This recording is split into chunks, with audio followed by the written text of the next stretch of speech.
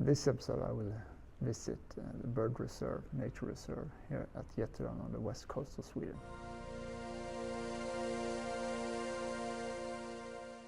It is late October, soon winter is coming, but still it's quite warm outside if you consider 10 degrees Celsius warm for the season anyway.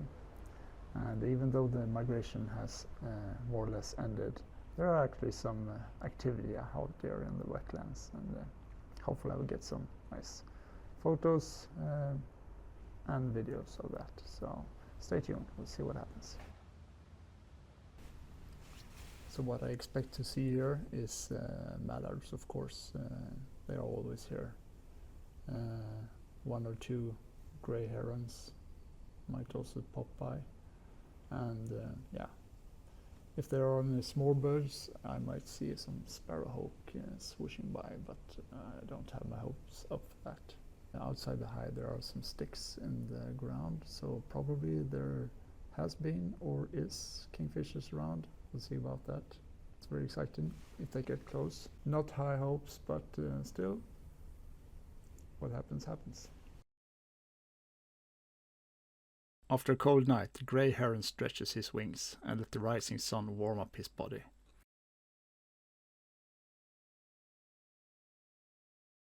It doesn't take long before he wades out into the water and starts looking for breakfast. It walks so slow that the water almost doesn't make any ripples on the surface.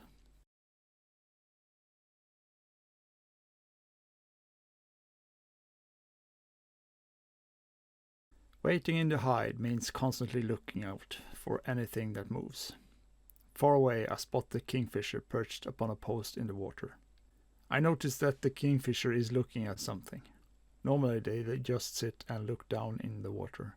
So I look in the direction that the kingfisher is looking, and can see a sparrowhawk sitting on the other side of the small island.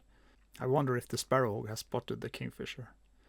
Suddenly the sparrowhawk takes off, but luckily it flies away, and the kingfisher can resume its work looking for fish. No catch this time, so the kingfisher decides to try another spot. On the island just opposite to the hide, I notice a small group of smaller birds. They were sitting in the bushes, but came out when the sparrowhawk left. A single spotted redshank lands in the water and starts to eat. Its long neck and beak gives it a good reach for searching food on the bottom of the pond. It doesn't take long before it is joined by other spotted redshanks, and that after a short period of grooming also start looking for food. Suddenly a female goosander pops up to the surface. I switch to a low position in the hide to get a nicer image with the bird more in eye level. I put up a small camo net in the opening in the wall to keep the birds from spotting my movements. I spot a duck's tail poking up in the air. To my surprise, it is a young northern pintail, and that is the first one for me. I've never seen those before. A couple of mallards have spotted a pintail and start swimming closer. Maybe the male thinks it is a rivaling mallard, but they quickly lose interest when he wasn't. Instead they start to take a shower. Keeping the feathers clean and in shape is an important routine for all birds. If not taken care of, the feathers lose their insulation effect. I can see the water surface moving and turn my attention to that. Is it perhaps the goosander that's back? The head that pops up belongs to a female mew, diving for food. Suddenly, I once again spot the kingfisher on the same post as before. It flies behind the island and shows up on the post where the sparrowhawk was sitting earlier. It makes a successful dive but loses the catch on the way up. So it makes a new attempt but misses and switches to another post. Once again it misses, and once again it switches to another post. This repeats several times when it suddenly stops mid-air, hovering a while before landing on the next post.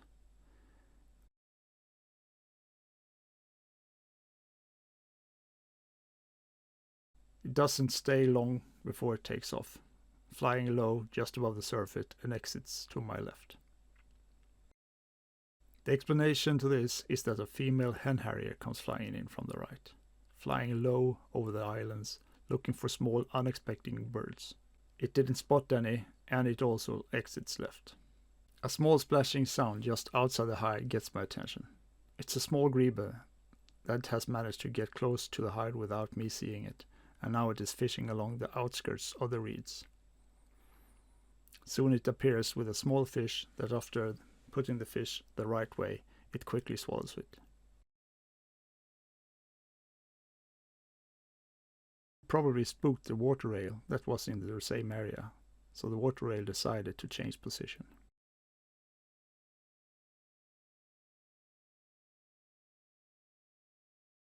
A loud splash announced that the kingfisher finally had arrived to the sticks outside the hide. The common kingfisher is, in my opinion, one of Sweden's most beautiful birds, and I always find it amazing to watch, especially up close. This time it dives several times and catches lots of small fish. Suddenly the hen harrier shows up again, and the kingfisher changes position that has a bit more cover. When the harrier has passed, the kingfisher starts to take a bath and then take care of its feathers. Diving in these kinds of brown water means that it will pick up some dirt that sticks on the feathers. But making that much splashing noise can be dangerous, since the sound can be detected by birds of prey. It can make them curious and get closer to check out what's made the sound. It doesn't take long before the sparrowhawk turns up on a post. Maybe it has returned for the smaller birds that we saw earlier. The kingfisher keeps grooming its feathers, but suddenly takes off.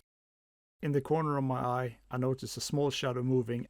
It all happens so quick when the sparrowhawk swooshes in towards the same stick that the kingfisher were sitting just a while ago. The moment was over in a couple of seconds, since the sparrow quickly noticed my lens pointing straight at it and took off again. The goosander's were back and they started to team up and hunt for fish again. The goosander is looking for fish and crustaceans. A high-pitched sound announced that the kingfisher was back, and it quickly caught a fish.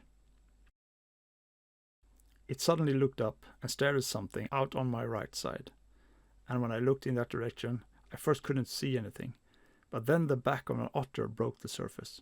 It happened so quick and there was absolutely no time to react, but still I felt excited.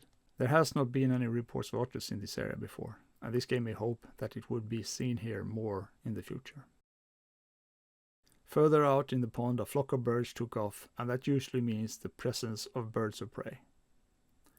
A couple of white-tailed eagles were circling the pond before they decided to land, but unfortunately they were behind the islands. I waited a long period for them to take off, but nothing happened. So I guess they probably found something to eat. A sharp whistling sound brought my attention back, and I started to look for the kingfisher. I couldn't spot it, but I turned my camera to the post out on the island where he had been seen before, and I managed to capture the kingfisher just as it was landing. But it didn't stay long before it flew off again. A short while after, the eagles finally took to the wings and flew up, and I got them in silhouette against the red sky. While I was doing that, the kingfisher landed once again outside the hide for some supper. Suddenly it looked up and the hen harrier returned for the third time, once again without finding anything.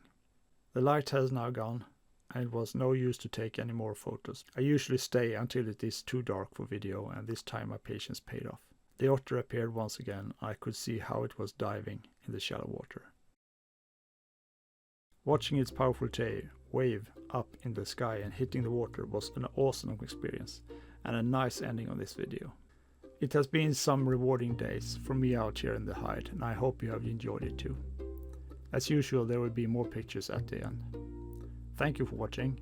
Please subscribe, leave a comment, and feel free to share it, and I will see you in the next one. Bye.